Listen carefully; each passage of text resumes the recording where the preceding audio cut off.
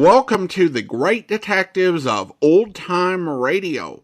From Boise, Idaho, this is your host, Adam Graham. In a moment, we're going to bring you the last episode of Mathew Slade, Private Investigator.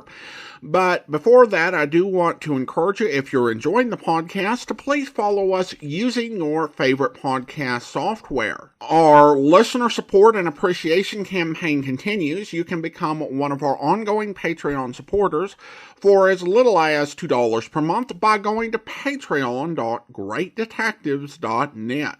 Now, from November 22nd, 1964, here is Who Killed My Penpal?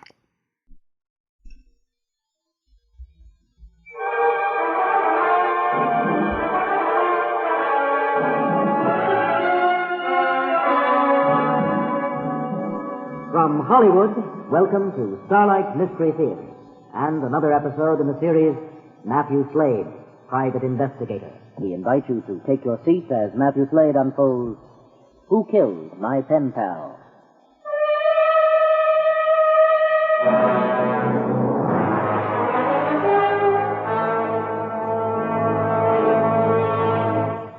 In my job, the hours are odd. So are the circumstances and the people I meet. You could even call some of them dangerous. My calling card reads, Mathew Slade, Private Investigator.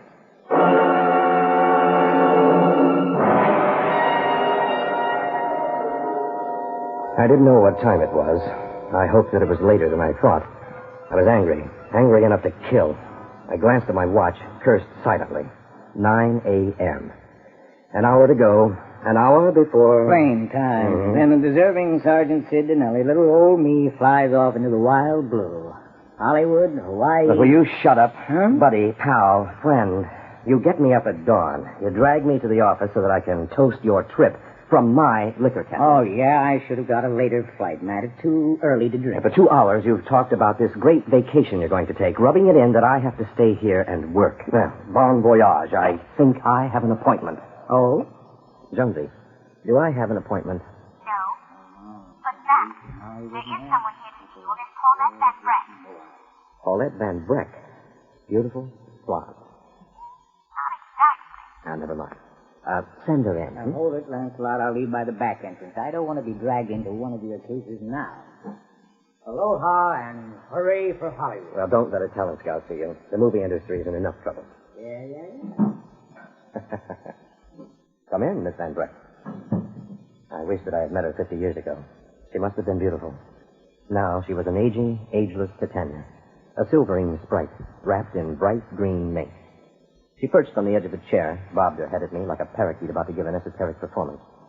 A tall, silent man in a chauffeur's uniform was with her. Well, Miss Van Breck. It's Polly Smith. Paulette Van Breck is my pen name. My nom de plume, as it were. You're a writer? In a way, yes. Oh, this is Francis, my chauffeur. He follows me everywhere I go. I don't think he trusts me. I'm always flying off on little escapades, and he's... Oh, where was I? Yes. I'm a writer. That is, I write letters to pen pals. Pen pal? All over the world. Darlings, all of them. That's why I'm here. One of them didn't answer a letter. Exactly. You're very intelligent, Matthew. I may use your first name, of course. Now, what do you think of that? What do I think? Well, I think that... That Jason has been killed, naturally. Oh, I knew this was the right detective, Francis. Now, why do you think Jason was murdered, Matthew? Someone didn't like him. Amazing. Isn't he amazing, Francis? Who did it? Now, I hate to admit this, Polly, but I haven't the slightest idea. Who is Jason? You're not as bright as I thought you were. Sorry. Jason is Jason Pastor. He's a talented young genius. A kindred soul. A poet. Here. His last letter to me speaks for itself. She handed me a letter. The return address was Los Angeles. In 16 pages, the kindred soul repeated in iambic rhythm and using poetic license that the thing he had feared had happened. What did he mean by that, the thing that he feared? Someone was going to kill him. That is, they hadn't yet, but he didn't say that. But that's what he meant. If you understand poetry at all, Matthew. Jason isn't exactly Stephen Vincent Benet. Oh, but he's close. I've written 6 letters since I received that one. He didn't answer any of them. Oh, I just know that something horrible has happened. Now, I want you to go to Los Angeles immediately. Rescue the poor boy and bring him back here. Oh, now, wait a minute. All right, it's all settled. My lawyer, Nathan Gainsborough, will send you a check. I told him I was hiring you. Come, Francis. Goodbye, Matthew. You're a charming boy. She pattered out with Francis while the charming boy detective wiped the egg off his face. Jonesy, get me Nathan Gainsborough on the phone. All righty. You know what happens to secretaries who listen to keyholes? They write stories for confession magazines. And Nathan Gainsborough was already on the phone. He called you. Line 1. Thanks. Hello, Mr. Gainsborough, Slade. I presume our man gathers left? Yeah, I think I've agreed to handle a case which I know nothing about, but I'm not sure. Welcome to the club. I'm not sure that I want to join. Of course you do. It's profitable. Polly has $20 million, which I try to keep track of. It isn't easy. But she likes to spread sunshine. Now, this Penpal business is an example. Any of them knew that she's Polly Smith, the eccentric millionaire, and not Paulette Van Breck. We'd be up to our dividends and marriage proposals and sad stories.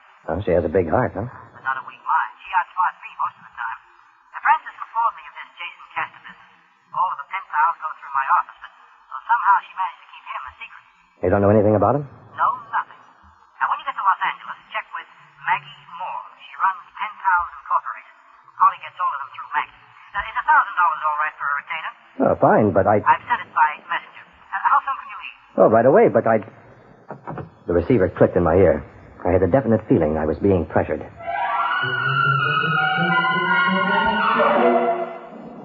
I muttered to myself on the drive to Los Angeles, swearing to bring Jonesy into line, and to not get roped in by anyone as far out as Polly again. It was almost 5 o'clock when I reached Los Angeles. I checked Jason Castor's address on the letter. It was in the valley. I turned onto the Hollywood freeway leading to the valley, planning to check out his address before dinner. Thousands of cars were headed toward the same destination, jammed together like sardines. The sardines all belonging to the same school of thought. Move and stop. Move and stop. What in heaven's name, Matthew? I'm getting carsick. Where are we? It was Polly. She popped her head over the back of my seat. I hit the bumper of the car in front of me and set off a chain reaction of cars bumping, jolting, and drivers waking up. You are the worst driver I've ever seen, Matthew. Look what you've done. How did... What? Where did you... Don't bother, Matthew.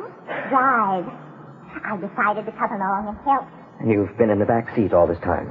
Matthew, I didn't get $20 million by trusting people or fate. She told me how she got her $20 million and how I could make the same amount if I stopped talking to myself and sharpened up. During the hour and a half it took to go 2 miles on the freeway, Polly was a compulsive talker. My ears were ringing when we pulled up in front of a 3-story monstrosity, which Jason, fondly, I suppose, called home. It appeared to be deserted. Oh, but charming isolation, Matthew. It looks just like Jason. Vacant? You're too sarcastic to be so young, Matthew.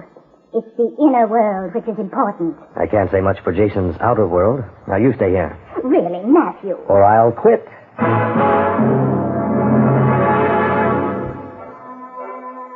I walked through waist-high grass, expecting Livingston to show up any minute. The house towered above me, its paint peeling and cracking. The broken panes in the windows made it appear drunk. I wouldn't have been surprised had it given a giant hiccup and tumbled into oblivion. I stumbled on a broken step, then knocked rather inanely on the front door. And the door fell in. So I went inside. The house was dark, dusty, empty. If I'd had the sense Polly said I should have, I would have been cautious. I wasn't. Someone hit me from behind, and I joined the door on a red velvet carpet. I was stunned, but not out.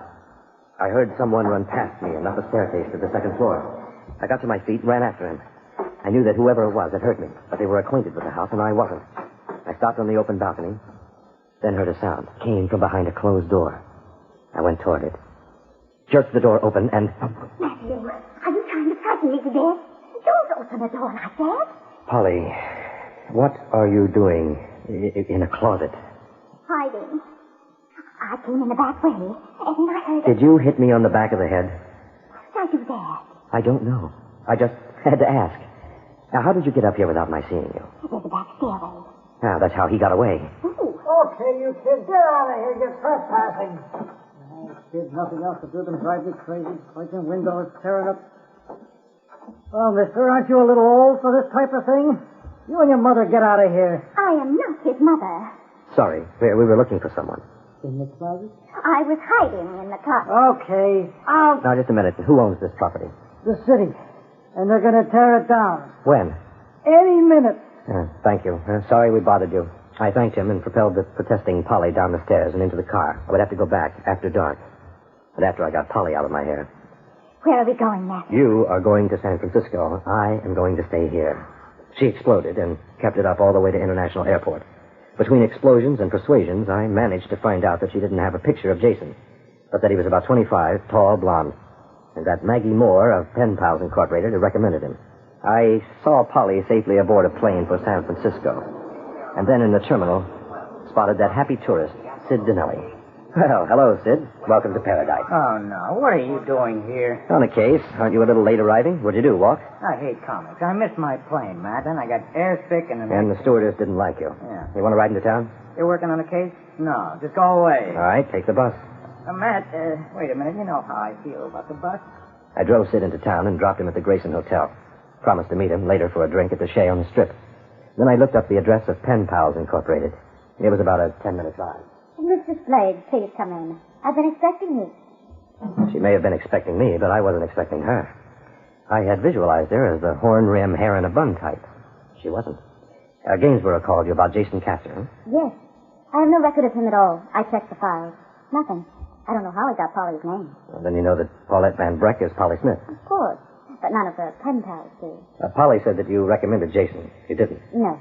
Does anyone have access to your file? No, but there is no information about Polly Smith in them. She's listed as Paulette Van Breck, occupation writer, interested in reading, cooking, horseback riding, collects modern poetry. A well-rounded pen pal, with no money. Exactly. Where do we go from here? We go to meet a friend, Sid Dinelli.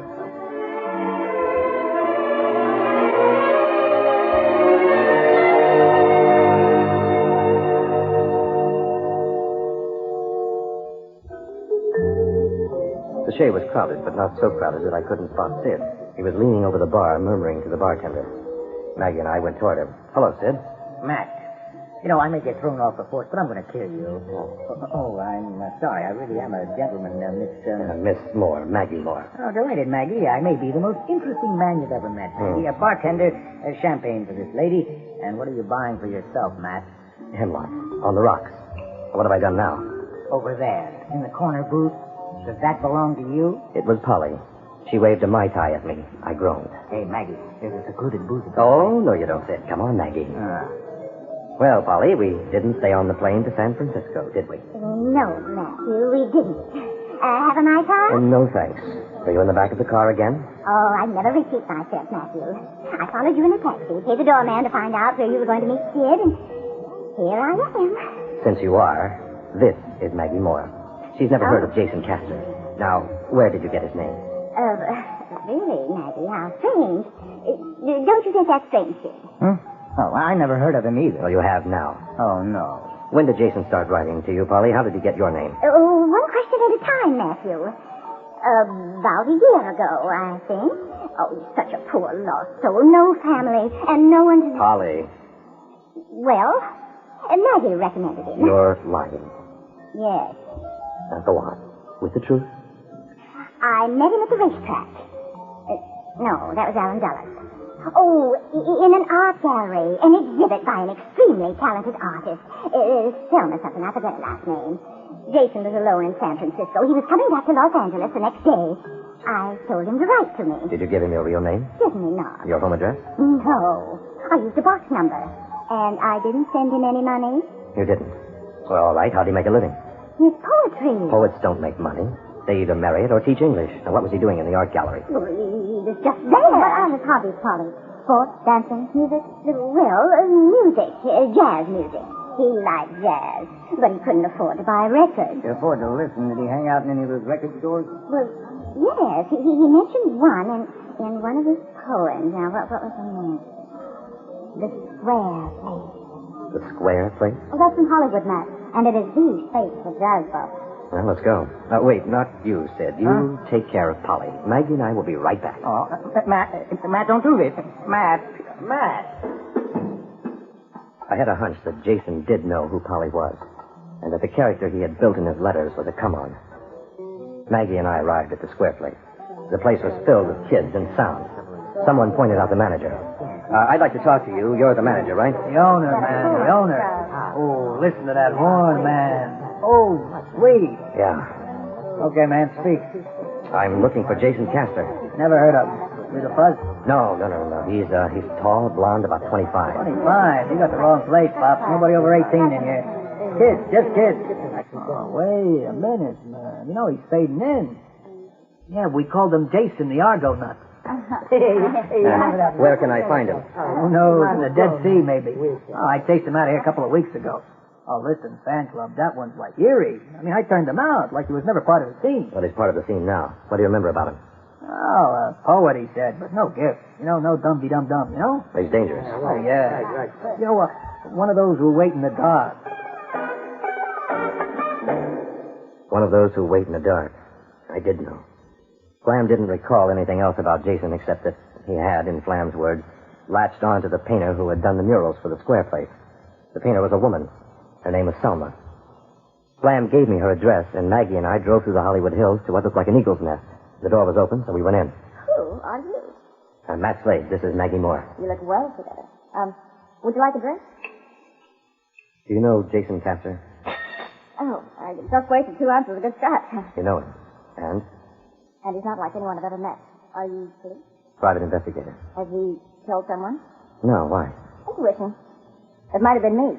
But the little painter didn't have enough money for Jason. Thank heaven. You held an exhibit in San Francisco last year. Did you introduce Jason to anyone there? Yes. A charming but perfectly wild woman named, Paulette Van Brett? No, Polly Smith. One night I came home with friends. Jason was here. He had painted his face with fluorescent paint, a death mask. A grotesque, bleeding death mask. When he saw us, he ran. That was a week ago. I haven't seen him since. Thanks for your help. You locked the door after us. Double bolt, lock, chain, and chair. Maggie, Polly is in this up to her beneficiary. You think that she put Jason in her will? She's made some provision for him, or he thinks she has. He's going to kill Polly. He's going to try. Slide in. I'll take you home. It is a good night for Girl Scouts to go home and catch up on their arts and crafts. You'd make a great grandmother. We started down the hill. The street was steep, narrow, winding, filled with blind curves. If you hadn't passed your driver's test in San Francisco, I'd walk. Not as bad as it sounds. It's worse. That car behind us. Yeah, I see it. Oh, he's so close. What is he trying to do? He's trying to beat us down the hill. See that we don't get down. Stop thinking and make sure your seatbelt is fastened. Matt, he's trying to hit us. His face. The death mask. Yeah, I saw it. Get down. Here he comes again. Why did he pass us? Either to wait for us or to get us to follow him. Well, follow him. Maggie, he thinks that you're Polly. Do exactly what I tell you. Maggie promised that she would. But women promise one thing and mean another. We drove up in front of the house. There was no sign of Jason, but I knew that he was watching us from somewhere in the dark. But, Mr. Slade, I know that Jason wouldn't hurt anyone. He's a dear boy. I murmured something, covering in response, as Maggie ducked down into the shadows, preparing to run back to the car. Then... Matthew. It was Polly. I looked, but couldn't see her. Under the front steps. I grabbed Maggie, pulled her off the porch. Polly, what in blazes are... Now, Matthew, don't blame Mr. Dinelli for this. Sid, where is he? He's inside the house. He ran in a few minutes ago. Oh, there was a terrible noise, and then you came. I'm so afraid that he might hurt Jason. Well, that's not what I'm afraid of. All right, Maggie, stay with her. Now, can you shoot a gun? I think so. Take this. If he comes out, if you hear him, shoot. I started up the steps, caught my heel in the broken one, cursed silently, and went inside. There was a sound. I turned quickly. Sid, are you okay? Right, I got a broken leg, man. He hit me with something as I started upstairs, and I fell. Well, where's your gun? He's got it. You don't have one? I gave it to Maggie. Where is he? Upstairs. I just saw his face. That paint glows. Look, if I can close that front door and get out, I can get the gun from Maggie. Okay. But let me cover. Okay. Now, Sid, go. Jason! He's up there. I can see him. You okay? Yeah, I'm okay. Will you get out of the light? Bullets thudded into the wall and into the floor around Sid. I started to move, but not quickly enough. A noose snaked down from the balcony and caught me about the throat. I managed to get a hold of the rope. I looked up and saw Jason. The rope was wrapped around the balcony railing, the other end tied to his waist. He jumped to the railing. I held on. He jerked at the rope, trying to break my hold. I clawed hand over hand, gained a few inches. He was ready to jump. I knew that when he did, Matt Slade would be dead. You, on the balcony. I have a gun. Don't move. He jumped, and Sid fired. I swung like a pendulum, still holding on. The rope snapped. His body hit the floor. and I fell. Matt, are you all right? Yeah. Yeah, get this noose off me. I didn't have too far to fall. What happened? Sharks. What happened, Matthew? Got to my feet. Moved to Jason. Bent over him. Oh, Matthew. You've killed my pen pal. I hadn't killed Jason. I'd come as close to killing him as he had to killing me. The score was even. Maggie went to call the police and ambulance for Sid, as Jason tried to convince Polly that he was just a little different from most pen pals. I agreed with that. I didn't agree that he wasn't trying to kill her. Polly was very sympathetic. She would still leave Jason her collection of modern poetry, which was what she had intended to will to him, not part of her fortune, as he had thought. Jason would have to learn to read between the lines of her letters for the real meaning. Jason was going to have enough trouble reading between the bars of his cell. The police and ambulance arrived. Jason and Sid were taken away as the caretaker stormed in with the demolition crew. I tried to explain, was ordered out, and fell down the front steps, which were no longer there. The crew had removed them. The next few weeks I spent with Sid in the hospital, in traction. I had gained not only a broken ankle, but a pen pal.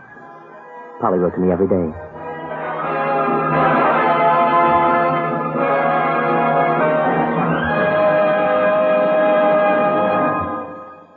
This is the United States Armed Forces Radio and Television Service.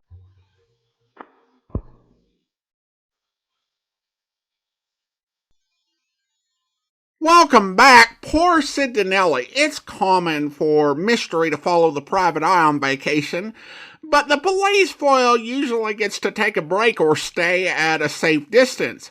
Only Sid Dinelli ends up not only dragged into the mystery, but seriously hurt trying to help. In many ways, this feels like it could have been a Johnny Dollar script from just a few years before.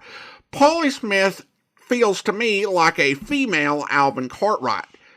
She's a lot of fun in the story and a great foil to Slade, though you would think if you hire a private detective, you'd let him work without looking over his shoulder over the time. You would think so anyway. My main criticism of the story, and it happens with a lot of these shorter mysteries, I think the same is true of a lot of Johnny Dollar episodes from later on, when there's too much exposited in the episode. A lot more things should be shown, and we're only told about them, such as Matt's injury at the end. It's one of the problems when you have this short of a time frame to actually get your story in, where you get things so condensed and you have to just exposit a lot of things for there to be a full story. I hope you enjoyed Mathew Slade, and I also hope that one day we get to listen to the complete Day of the Phoenix story so that we can bring that to you. Currently, 2/3 of the story is in circulation, and I know that some people do have the final episode, so when I find it, when I get it, we'll revisit Mathew Slade. But we'll be moving on from this series, but we do have some listener comments and feedback from YouTube in particular, and Mechanic8682 had a few comments regarding pattern for a frame. He writes, "It is very convenient that in a bunch of old-time radio, the framed person or sometimes the guilty person just happen to have their mileage recorded." And overall, the story said this was a decent one. I'd like to hear more courtroom action. The Perry Mason novels audiobooks are far better than the radio or TV show. Mason didn't get a confession every trial. He also had a much more adversarial relationship with the prosecutors and cops, as well as being far more sneaky. One thing Adam left out of his criticism of the courtroom accuracy is that there would have been first an arraignment, then motion hearings, and if Slade was lucky, trial within a year. He would almost certainly not get bail for the murder of a congressman. Well, thanks so much for the comments. I think that the mileage logs are a perfectly valid piece of evidence in detective fiction. You just need to work them in a way that's believable. Because most of us don't go around writing down our mileage. And unless there's a way to make that plausible for someone's profession, and in a way that's verifiable, then it feels contrived and convenient. I think in this case it worked because writing down mileage is a very standard thing that happens at mechanics because, well, with your username, I'm certain that you know, a lot of mechanical warranties are based on a certain number of miles. And I also imagine that there have been cases where cars have been taken from a garage and used after hours for unauthorized purposes. This mileage in, mileage out record provides assurances to the customers that their car, if it's being driven, is just for a purpose of testing out change or repair. Of course, it wasn't convenient for Slade in this case, since the prosecutor just summarily dismissed it on a supposition. And I think you're definitely right about the idea that there would have been a lot more process that would have taken a lot more time, and Slade would have been unlikely to get bailed. There would have been pretrial discovery. There probably would have been a preliminary hearing since it was California. Those sort of things, particularly when we're dealing with half-hour old-time radio programs, I tend to give some suspension of disbelief, too. Everything cannot happen like in real life. You're going to need to accept some shortcuts and speeding things up just to kind of get on with things. There was a series, I think back in the 90s, called Murder One, where they dedicated an entire TV season just to focusing on a single murder trial. Here we got around 20 minutes to resolve everything, and we spent the first 10 on the actual murder and the somewhat spacious evidence against our hero. So I'll cut them some slack on speeding up the trial. What's a little less tolerable is mixing up redirect and cross-examination, and then you have the fact that this attorney has a great advantage over all fictional attorneys, whether you're talking about Ben Matlock, Perry Mason, or Denny Crane. None of them can be a quick tattoo artist who can apply a 30-minute temporary quick-drying tattoo. That just to me stood out as the more inexplicable part of what they were doing. Though, again, you do have a point that it's not quite realistic for the process to work as quick as it does, but it's necessary for dramatic purposes. Then we have a comment from Watts D12 who writes, everyone sound as if they're trying to read a court stenographer's transcript as fast as they can, and the majority of it comes across with voices that have very little emotion. I've been listening to old-time radio programs since the 70s, and this is probably one of the worst I've heard. Keep up the good work. Thanks for the comment, and I would not judge the performances that harshly just because there's an issue that I think another listener pointed out where the recordings sound like they are sped up. It's not that the actors are reading them particularly fast, or that they're doing a poor job with the material. Truth is, because of the sound issues, it's kind of hard to judge the performances. I loved Polly in today's episode, but honestly, the way the recording sounds, she sounds like she's the mother of the Chipettes from the Alvin and the Chipmunk series, and that's nothing to do with the actress's performance. And so it's a bit unfortunate. I think that the episodes are there, they're listenable, and they're, for the most part, entertaining for what they are. And I've been following the whole old-time radio detective world for the past 16 years, and these are the best recordings available. But if somebody were to give me really high-quality recordings of this series, I would gladly redo it and replay it so that we can really enjoy all of the performances and maybe even be able to pick out some of the voices. I was asked for, do you think this actor was in an episode a few months back? And I couldn't really say because it's a sound quality issue. Thanks so much. I do appreciate the comment. Now it is time to go ahead and thank our Patreon supporter of the day. And I want to thank Paul. Paul's been one of our Patreon supporters since May of 2024. Currently supporting the podcast at the Shamus level of $4 or more per month. Thanks so much for your support, Paul. And that will actually do it for today. If you're enjoying the podcast, please follow us using your favorite podcast software. And if you're enjoying the podcast on YouTube, be sure to like the video, subscribe to the channel, and mark the notification bell. All those things that help YouTube channels to grow. We will be back next Tuesday with hot copy. But join us back here tomorrow for Broadway's My Beat, where... On the person of Elaine Hill, the perfumes of Nicky Lashlow smelled better than on person of any other person. That, you see, is my eulogy over my poor dead Elaine, for publication. Touching. Change smelled to had more fragrance, but has more sorrow in it. Agreed? Agreed. There could be sorrow in it for you, too, Mr. Laszlo. Is already. I deserve more. If you don't answer questions directly without coining new words. Agreed? This is your country. I am only here on good behavior. Question me, Mr. Clover. Think back. Did Elaine ever say anything to you, do anything that might show that she was afraid? Of being killed? Of being killed. No, not once. Except only once. But not, I think, of being killed. Of what? She didn't tell me. Didn't tell you what? Answer me, Laszlo, before you hurt me? I tell you. Last week came call from room 302. Wanted Elaine to exhibit perfume personally. This 302.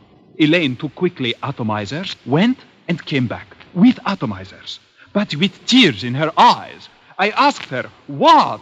She told me nothing. Just cried and blew her nose. That's all. That's all? That's all, Mr. Clover. The whole thing. All. I hope you'll be with us then. In the meantime, send your comments to box13 at greatdetectives.net.